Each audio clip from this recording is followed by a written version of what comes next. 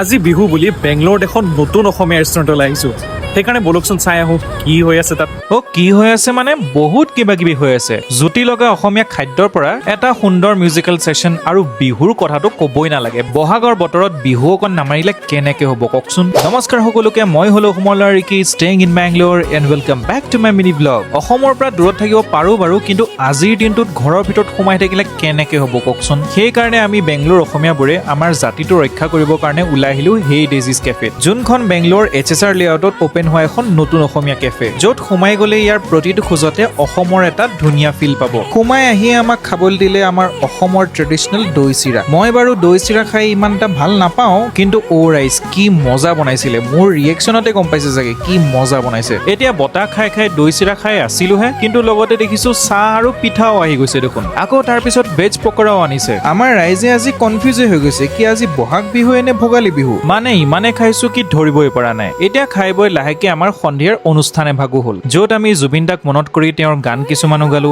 আৰু লগতে বহুতো বিহুৰ গানো গালো আৰু সঁচাকে এনেকুৱা মুহূৰ্তবোৰত আপোন মানুহবোৰৰ লগত থাকি পেলাই বহুত ভাল লাগে দেই অসমৰ পৰা দূৰত থাকিব পাৰো বাৰু কিন্তু এনেকে থাকিলে অসমৰ পৰা দূৰত থকা নিচিনা ফিলেই নহয় এইবাৰ নাচ গান বাদ দি মই ধৰিলো এবাৰ গিটাৰত মোচন দেখিছেন নাই একেবাৰে বজাই দি যেন ফালিহে দিম কিন্তু নাই এনেহে ধেমালি কৰিছো বজাব নাজানো হেই আৰু তাৰপিছত আমাৰ মেইন উৎপাত আৰম্ভ আৰু নাচি বাগি ক'বই পৰা নাই এনেকুৱা ফিল আহি গৈছিলে কি ক'বাৰ বিহুৰ ফাংচনতহে নাচি আছো এতিয়া নাচি বাগি উৎপাত কৰাৰ পিছত আমাৰ ভাতৰ থালিখন আহিলে আৰু সঁচাকে বহুত ধুনীয়া হৈছিলে দিয়ক পিছে আজিৰ ভিডিঅ'টো ইমানে আছিলে আৰু আপুনি যদি হেই ডেজিজ কেফেত আহিব বিচাৰিছে তেতিয়াহ'লে গুগলত লাহেকে এই নামটো মাৰি দিয়ক আৰু গুগল বাবাই আপোনাক নিজে আপোনাৰ ঘৰৰ পৰা ইয়ালৈ লৈ আহিব দিয়ক পিছে আজিলৈ আহিছো লগ পাম নেক্সট ভিডিঅ'ত তেতিয়ালৈকে বাই বাই